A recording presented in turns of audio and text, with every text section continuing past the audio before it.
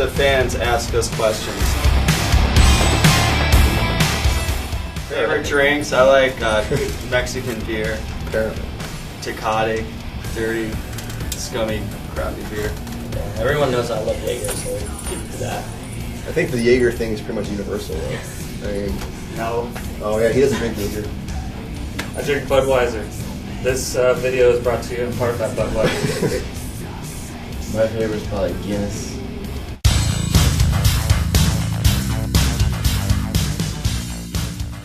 I was looking at like photo galleries and art. We always have a different image, so Yeah, it's always going to change. It's never upgraded or downgraded. It's always different. That's what it is. It's always a new level. What we're doing.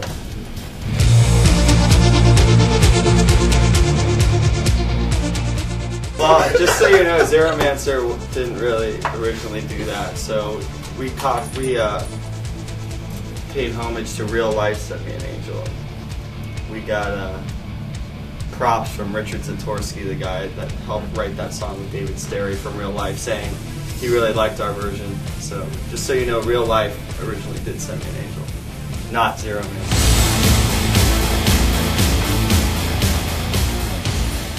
We're considering changing the name to Deadstar Assembly. Yeah, it's going to be Deadstar Assembly now, and no longer Deadstar Assembly.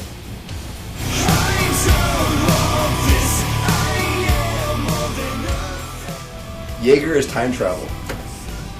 You gotta be honest and you gotta be communicative. You know, you gotta be able to talk and be honest with one another and keep everything sort of out in the open.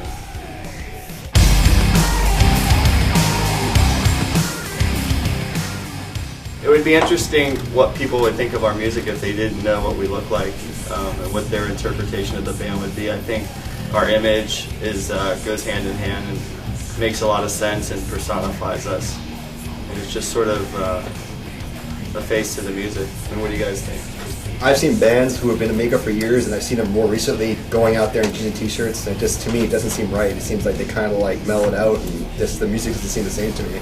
I mean, image and music, in my opinion, go hand in hand, so that's where the makeup comes into play for us, at least. I think it's kind of hard to answer that because I've been doing it for so long that it's a part of me. It's a part of, you know, Dro as a personality. Yeah, we sort of on stage. We sort of stick out as a target now because other bands like sort of a lot of the same imagery going on, and then we get sort of we're targets. But I like that. You know, I want to stick out of the crowd.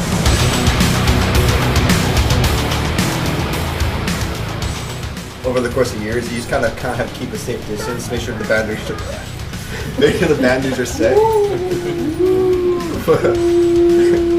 You know, seriously, you connect the fans all the time no matter where you go, and you keep contact with email throughout the years. Just, you know, make sure you maintain the level of like distinguishing between friends and fans. That's all. We also like to sneak fans into shows that they can't get into, like 18 and over age-restricted shows. We go and we'll give like a 15-year-old one of them passes so they can hang out with us all night, and then we just like yell about it on stage how we let underage kids into the club and pisses the owners off. They can't and then we just keep in touch with them, and eventually they'll be old enough to come to our shows on their own.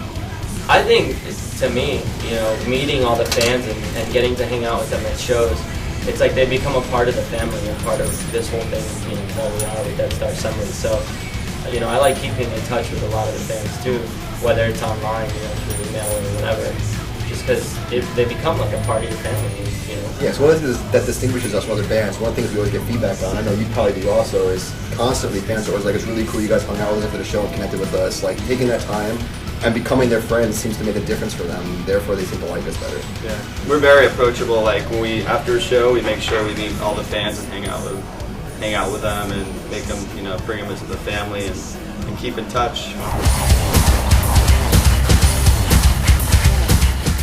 Apparently it's Waffle House. We don't get really a choice because our tour manager is like Dunkin' Donuts or Waffle House. Yeah, it's basically that or that, or you know. No, Perkins was fucking great last tour. Perkins is good. You see our first photo shoot, I probably am wearing the least amount. I think Dro really brought it, you know, to the level of like taking the time and really sort of exploring what we look like in our sort of alter ego. I've been wearing makeup for so long that it's just, since it has become a part of me, I always just have my thing that I do, and I always just wear it as I normally would. So it's not like I actually had to sit there and think about what am I going to put on my face today.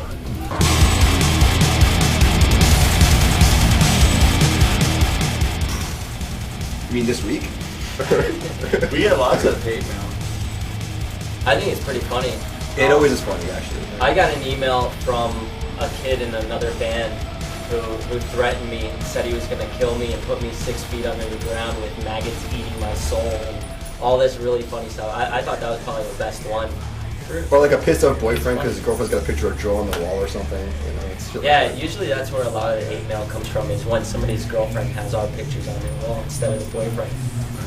We get a lot of threats of like, we're gonna throw tomatoes at you and stuff like that. I was we hungry that night, and I We're never hoping got it no happened. tomatoes. we played in Chicago, we're not a true Dro gets the death threats Goth and you get band. tomatoes. Yeah, something like that. Baseball bats, skinheads. Skinheads. That was the best one. But we're pretty unscathed so far.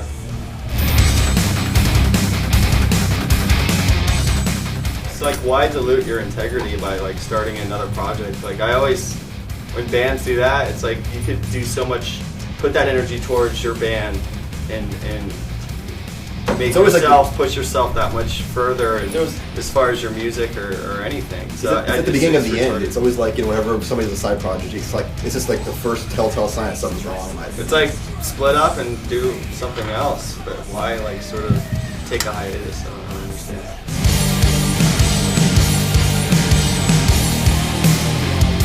Sightseeing wise, if we had time, I'd love to go see things, but it's always the same thing. We get to a town right before load-in. Usually, you don't really get the chance to see things you want to see.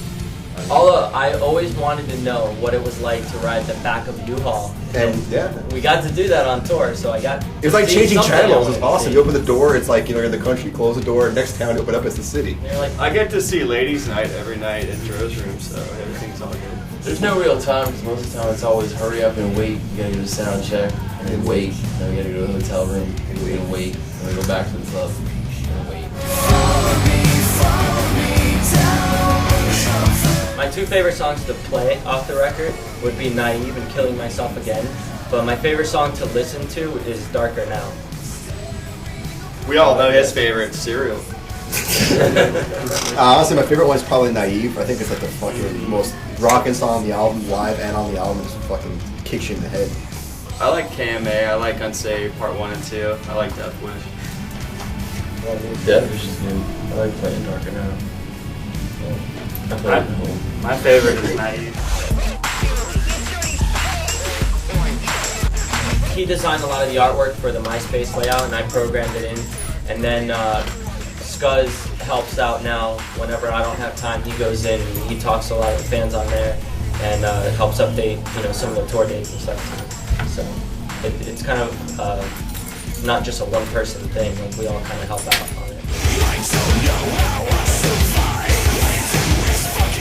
Mine was the easiest. I just took my last name and used it as my first. Mine's actually got like a story behind it, I suppose, man. It's fucking retarded, but Don't tell it. We named him. it took them a while to think of a name for me, and then it came into basically matching my wonderfully shitty personality of being a scumbag, and therefore the Dreggs came to be. Actually, the day we hired him, we were rehearsing. He wasn't really in the band. He was on like a trial basis. this sort of temporary middle to the band. We just like stuck a name tag on him and it said Dreggs on it. It just sort of stuck. Literally. My name came from when I met them at first. Dearborn and the older members that were in the band before, they ended up not being able to remember my name. It was like too hard for them to say Leandro, so they ended up just sticking to Dro, and it was like an easier way for these crackheads to remember it. The Dro. Yeah. My name was given to me by my great grandfather. It's like pure Miccosukee Indian back in the 40s. Don't they not have some of the letters in your name in the Indian language? I would imagine if it was like Okahumpka or something like that. Yeah, my name comes from one of my favorite movies of all time since I was like 8 years old watching zombie movies. A movie called Return of the Living Dead. It's, one of the characters in that movie is called Skuz. So. Send more cops.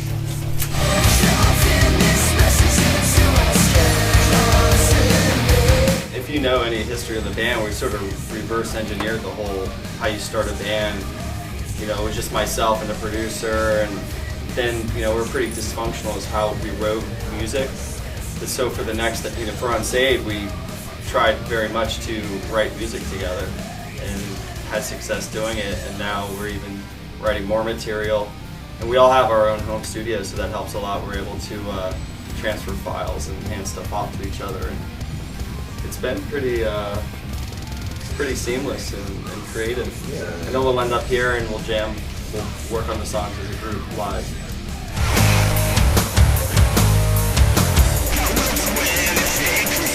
I'm sure we'll do it again, but you know, and we'll wait. It won't be forced. We'll choose a song we feel we can make our own and make it a really good song. Sort of like Send Me an Angel did a lot for us.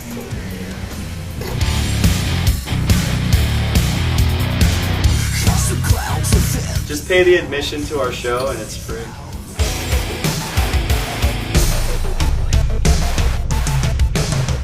Stewart. God. Stewart created Colbert. Yeah.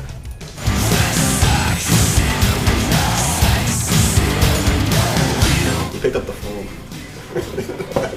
That makes it pretty fucking easy. Hey. It was funny because we were gonna be a 4-piece. We finished the tour as a 4-piece and it worked out pretty well. And we were only really looking at two other keyboardists at the time, and Skuz came in and just nailed it, and then came back again for a follow-up edition, and it was just like, he's in. It was that simple. We talked on the phone. I had been looking at him, you know, I had seen him in his other band before, and I thought he would be a good fit, so it just sort of worked out that way. We got lucky.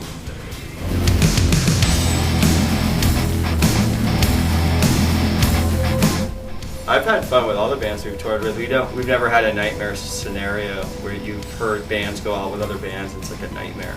So, you know, every band we've toured with has been pretty gracious and very cool to us. And we end up always becoming great friends. So. The Dreggs had Extra fun. birthday last. I had a good time the last tour we did, where we toured with Bella Morte. Those guys are really fun to hang out with. Yeah. Wednesday 13. Wednesday 13 was definitely fun. That was like our first It was a big good tour time. too. That was very comfortable for us actually. Because they Cell really- Dweller. Cell Dwellers, That was another cool. good one. Crossbreeds, fun. All those bands.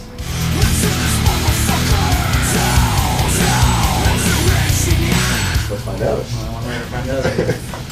Wait, Here's you my cheat. back. Wait. Begin.